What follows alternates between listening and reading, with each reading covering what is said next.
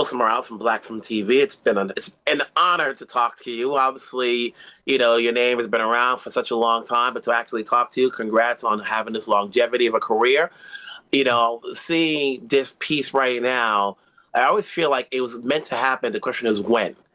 What made you decide, okay, now's the time to tell our story?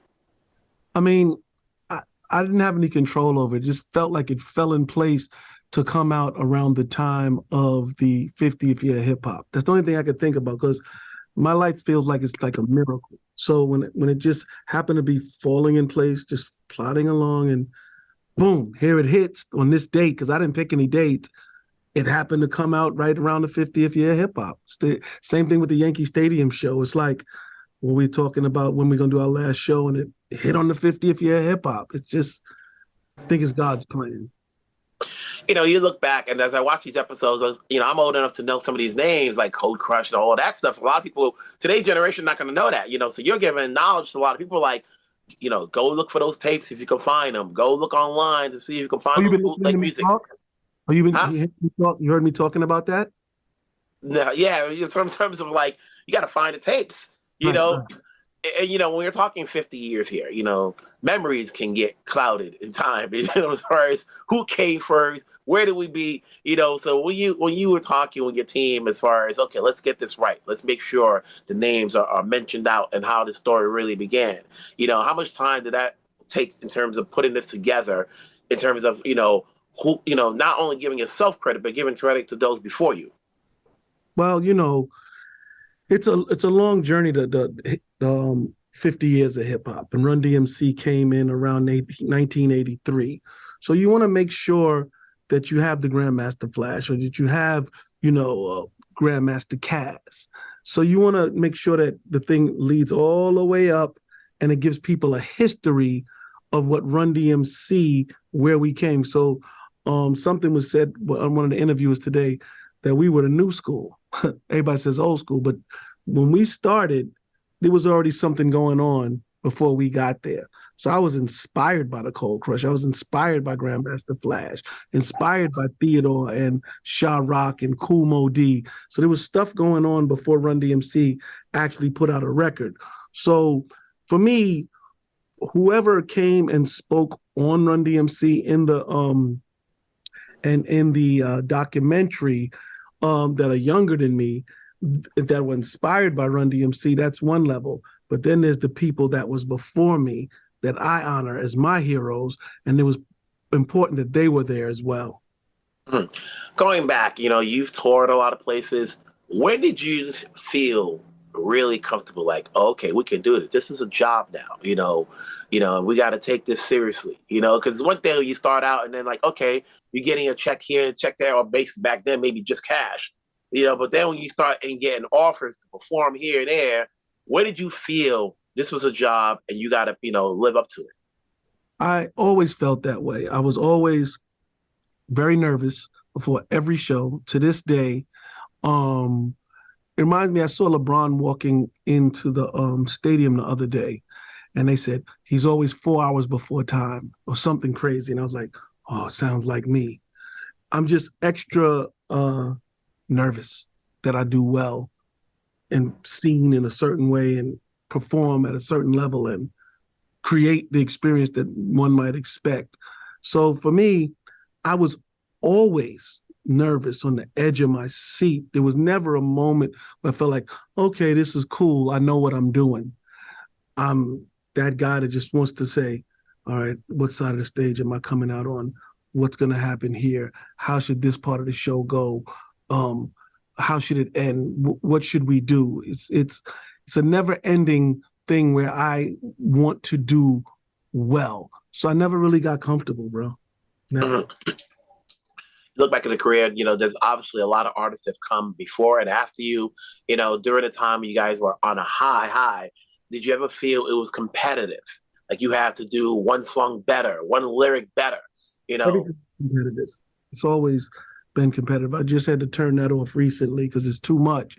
I always just wanted to do my best, make the crowd cheer the loudest, or everything was always intense, to kill, to rock. Whose house runs how? Everything has always been Let me see how I can make this work.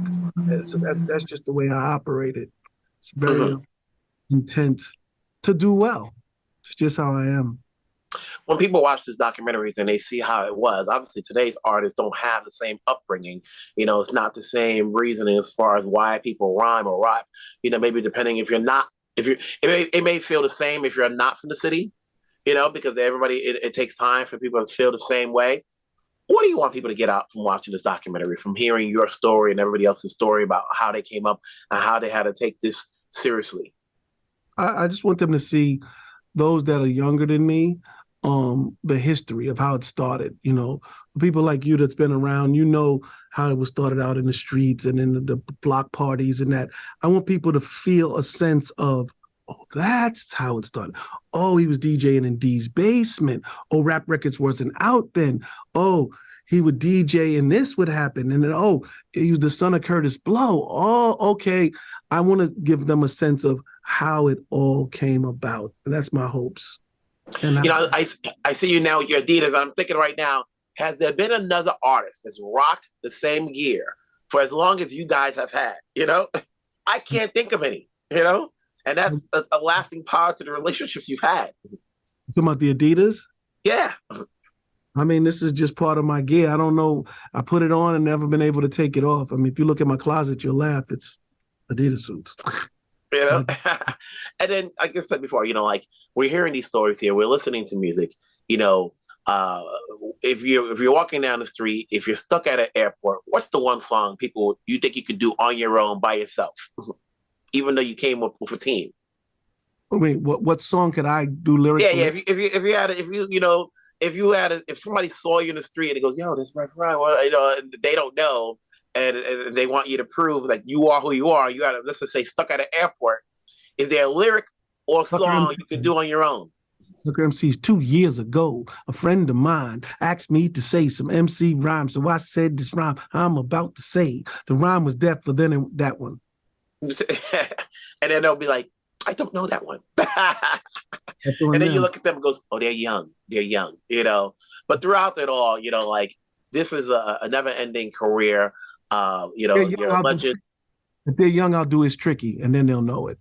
But to last this and have a career, and obviously made a transition, to do other things in life, because this is, you can't always do this forever, and you have to find ways to, to make it a living, And so at some point, the music stops. It's like whether you're an athlete or an actor, at some point you're on high, then there's a middle. You don't fall all the way down. There's a middle point. You just got to find a way to make a transition elsewhere. How are you able to make that transition to other things that you do and still keep the persona of Rev Run? I like to DJ. So when I'm not with Run DMC, I'm out in Vegas DJing at a club, or I'm DJing at I DJed at the football game a couple of weeks ago. I think it was in Vegas for the NFL team, and I DJ and I love it. So it keeps me fresh, keeps me in the game. I do a lot of DJing. Mm-hmm. During the 50th anniversary run, where you had hip hop was back at the forefront, was there a moment where you connected with the old colleagues, like, yo, we're still here, and and now people are still recognized, it's everything old is new again. Yeah, I was able to connect with Snoop. He came to my dressing room. We sat and chopped it up. I gave him his love and told him how great he is, and he was vice versa talking about things. So yeah, it was a really cool time at Yankee Stadium. Mm-hmm. And then the next time people want to see you perform, are you still out there to do it? I mean, that was supposedly our last gig ever, Run DMC. It was called The Walk Off, the bottom of the ninth. So, people can catch me DJing, and I kick a little rhyme when I'm DJing. It's been a pleasure to talk to you. As I mentioned before, it's a legend, it's like, don't be humble, embrace it, because you are leading the new path, so as far as how to stay humble in this business and continue to be who you are. So congrats again on the series, on the longevity, on your career. And hopefully if I see you in person, I'll say hi. Thank you so much. Wilson Morales from Black Film TV, talking to the one and only legend, DMC. Hey, what's up? Hey, a lot of people have followed your careers, the longevity. You're finally getting a chance to tell your story over certain parts. how's that feeling like to know that you've been around long enough to tell this story? It's a great achievement. It means I'm a survivor. You know what I'm saying? It's one thing to be called the pioneer and the legend and stuff like that, but that's really good when you're able here to be alive to experience it. Now, it could have waited because, like I say, I'm not finished yet.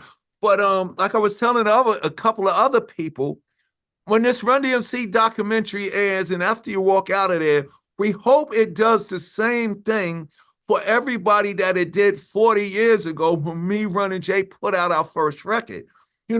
As dynamic as Run DMC is and all the stuff that we did, first to go gold, first to go platinum, first to uncover Rolling Stone, first with the Adidas deals, all of that stuff, when people saw us, they saw me and Run and Jay, and don't get me wrong, we're very good at this. You know what I'm saying? But you saw something in yourself. So even if you couldn't DJ or MC, you was, I got to do something. And that's the beautiful thing about hip hop. What I really want the documentary to let people know is the things that's lacking in hip hop is only lacking because y'all ain't responsible enough to make sure they exist. That's what the difference between Run D and J is. When we got signed to the entertainment industry, the music industry, we didn't change who we were and what we do to please, to get chart success, to get, the record deals. We DJ'd and MC'd and used vinyl records and said our little rhymes in front of our audience. That was the most important thing. And because of that, it might think that that was contrived or that was the plan. No, because we stood out so much, that gave us the energy to be the first, to why the hip hop can exist in the music business the way that exists. We did that. We're not pioneers of hip hop. We're pioneers of recorded rap. We're not, the real pioneers is all the boys and girls before Rappers Delight. There's a period of hip hop called pre-Rappers Delight that is the greatest period in hip-hop that nobody talked about during the 50 years of hip-hop. So timing was perfect. We had 50 years. Well, and here's another thing, Wilson. It wasn't the 50 years of hip-hop celebration. It was the 44 years of recorded rap celebration because they didn't talk about everything that was going on before Rappers Delight. The 50 years of hip-hop celebration started with Rappers Delight and then went on. They talked about all of us record-making people. They didn't talk about the boys and girls that created the culture. So Run and Jay, we saw that lacking in the early years of hip-hop. So we said, when we sign this record deal, we're going to make sure that it's turntables, vinyl records. The DJ is the most important thing, and then it's me and Run. So when you look at Run DMC, you're talking Run DMC and Jam Master Jay. A lot of these rappers today, you can't even say who their DJ is because it's not hip hop. It's rappers recording music for the purpose of having success in the recording music industry thing. We took hip hop into the recording music industry thing and we changed the world. That's what the story is. When did you, and I asked the same thing in Rev Run, when did you know, it's one thing you're getting paid to do your thing, but when did you know you can take this job seriously, that this was a job? When you're going out touring. It's been a job to me. It's been a job to Run because, what people are going to see in the documentary too is Run was a professional rapper before he made a record. He was the son of Curtis Blow. He was 12, 13, 14, and 15. Doing shows with Africa Bambaataa and the Crash Crew, DJ Hollywood, Lovebug Scarsy. He was in that whole, I was just his friend, coming over reading comic books. When hip hop came to my house, when it came over the bridge in the Queens for me, Run, it came over the bridge in the Queens and Run was there with Russell because Russell was already managing Curtis Blow and Jimmy Spicer and Houdini. Run was in the business world of hip hop before that. So he was already prepared to go into the music. Me, I was like, when hip hop came to me, it was like, oh, I love comic books. I'm Spider-Man. I'm Captain America. I'm the Hulk. I'm the Mighty Thor. When hip hop came to me, it was, oh, shoot, you could tell stories about who you are and what you do over music. Give me a pen. Put the beat on. Let me just say I'm Darryl McDaniels from Hollis. All I was doing was telling comic books to making believe I was the king of rock. So to this day, this documentary makes me look back and go, whoa, I did all that. People have been saying it forever. I've done a million interviews, but let me just do this interview so I can go back and write some more rhymes. So it's never been a job to me, and that's the beauty of it. You know, folks like me recognize some of the names that came before you, and it was good to hear these names and to you guys give credit. For those who are millennials or young enough and so forth, you know, rap has changed in some ways depending where you're from. What do you hope this documentary will do for those who are old enough to now hear you embrace the older, you know, the real folks, and for the new generation for you know, who those who think that rap can still be a way of life in terms of a career? Right. Rap can give you a career. Hip hop is the culture. That's the way of life. I hope people see this and realize, whoa, I ain't as hip hop as I thought I was. Because most of the people you talk to, the millennials and everybody now, the thing that kills me is they think hip hop just created rappers. They don't know. They don't know that breakdancing is now in the Olympics. Huh? They don't know that graffiti art is now graffiti art. Basquiat was a graffiti artist. You can create graffiti and sell work of arts to rival Rembrandt. They don't know that the DJs are the best producers. Why? DJs, a hip-hop producer doesn't just know hip-hop. He knows jazz, he knows blues, he knows classical. He got a record full of vinyl records. I hope the Run DMC exposes people to the total representation to be a participant in this hip-hop culture. I'm not a rapper that makes records. I'm a hip-hop guy that's, whether with or without the music industry, this is what people need to realize. With or without the music industry, hip-hop is going to be here. If we never got signed to a record deal, whatever's going on now, my grandsons and my granddaughters would come to the cookout, right? Come to the graduation, come to the Christmas party, and then for them, they're like, okay, here comes my dad again. Here comes my grandfather, because him and Uncle Joseph and Uncle Jay and Uncle Chuck and Uncle and Uncle Red Alert, they're going to go over in the corner and they're going to pull out records and turntables. And they're going to pull out microphones. They're going to start doing this thing that they've been doing for the last 50 years. I hope people realize that, let's say 72.8% of people that say they hip hop are not hip hop. They're just successful people in the entertainment business. We were able to take hip hop and change the entertainment business to a level where we gave birth to Korn, Limp Bizkit, Rage Against the Machine. Talk to them. Sum 41. Derek and them from Sum 41 said they were little white kids in Canada watching MTV, and they saw a video called The King of Rock. They all ran to their parents and said, Mommy, we got to start a band. People say when Steven Tyler took the mic stand in the Walk This Way video and knocked down the wall that was separating us. I've been to South Sudan, I've been to Russia, I've been to Ukraine, I've been to Asia, I've been to Europe. Since 1986, everywhere I go, people said, that didn't just happen in your video, it happened in the world. There was some real life-changing, motivational, inspirational, transformational events because of this hip-hop thing. That seems to have been forgotten because all people want to do is go on social media and Instagram and look at what people got instead of understanding that we all are somebody. When you saw Run DMC and Jay, what I'm trying to say is this: even though we are dynamic, and to this day, the more you do something, the better you get. So whether you like it or not, I am one of the greatest things to ever happen in hip hop eternally.